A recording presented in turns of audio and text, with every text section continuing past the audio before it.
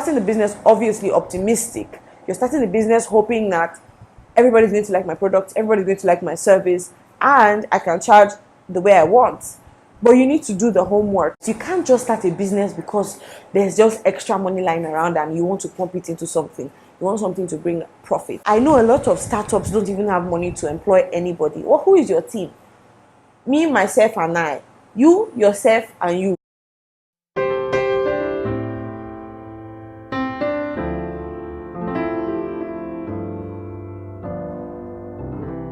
Hello guys, welcome to my channel. My name is Lade. If you are watching this video, then you're probably subscribed. If you're subscribed, you know I love you so much. Or you're watching because of the title. Today we're talking about how to have a vision for your business.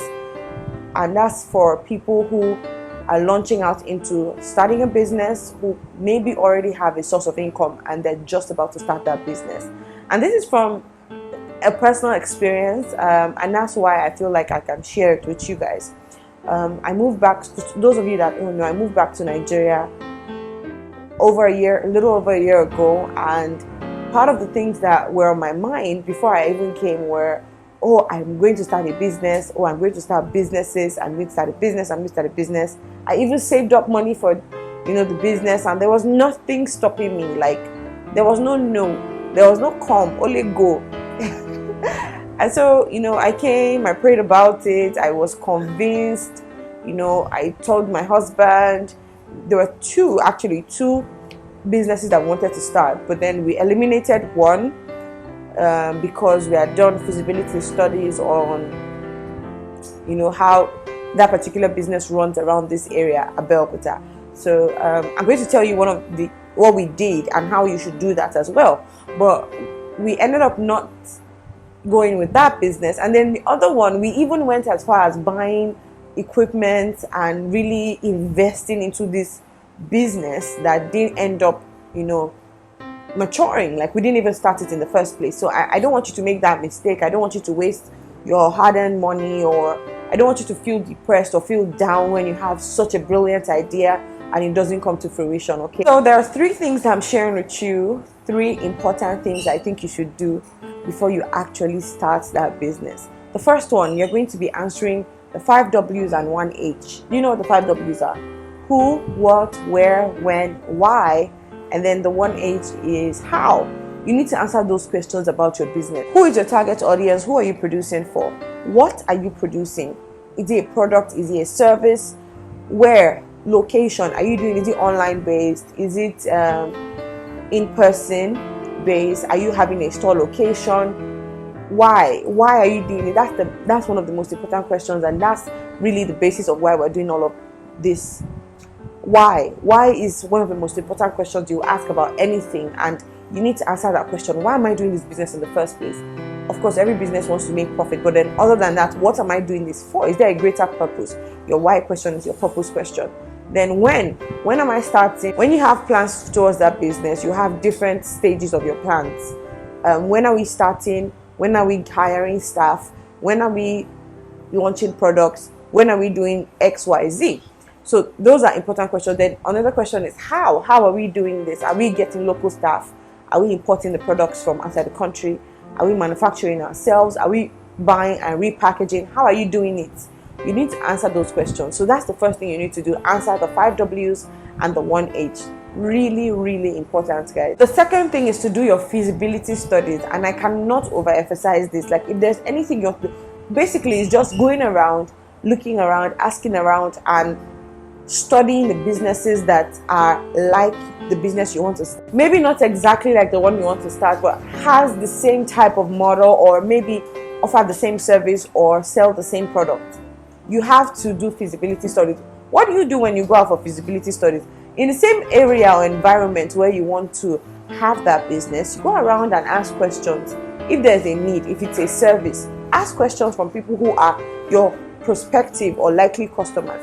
How much would you pay for this service, or how much would you pay for this product? What do you think about this product in the market? X, Y. Just ask questions. So your feasibility studies is basically making sure that you are ready for the market that you are launching into, because you're starting the business obviously optimistic. You're starting the business hoping that everybody's going to like my product, everybody's going to like my service, and I can charge the way I want. But you need to do the homework. A lot of people that I've seen on this side of heaven don't really care about doing their homework when it comes to a business. When they have money, they just want to pump it into something. Whether it works or not, it doesn't matter to them. So that's the second important thing you need to do. Do your feasibility studies, do your homework. The third thing, which is the most important and why I'm making this video in the first place, is to have a vision. So you need to be convinced, and that basically is your why from the first point, which is the 5 W's. Your why question. What is the purpose for starting this business anyways? Why are you doing this? So you need to have a vision, and you need to be convinced about your vision. How do you have a vision for your business? So you need to be knowledgeable about what you're going into in the first place. You can't just start a business because there's just extra money lying around and you want to pump it into something. You want something to bring profit. You have to really understand the business model. So get informed about what you're doing, and then why are you doing this? Are you going to be, let me use an example. You want to start a beauty salon, and you have enough money to set up this beauty salon. You're ready to rent a location and even hire staff, but you probably don't know anything about the beauty industry. You don't necessarily have to be a professional stylist. You need to have basic knowledge about that business or the runnings of the business. How does it run? What hairstyles are priced a certain way? How are you going to price yours? What are the services you're going to put in place to make sure yours is different from your competitor? What are you doing about it? So you need to be knowledgeable about that business. After you're convinced that you can answer the why question, you need to write it down. Visualize your dream. What do you want for that salon? How do you want to operate? How do you want every customer to feel? What impression do you want to create? See, always when you have a vision, always imagine what that particular vision is doing for the world at large, not just your locality. So I like to say it's okay to start small but dream big. If you are selling, I don't know, a homemade drink, fruit drink, don't limit your vision and your dream to your mommy, your auntie, your sister, your grandma.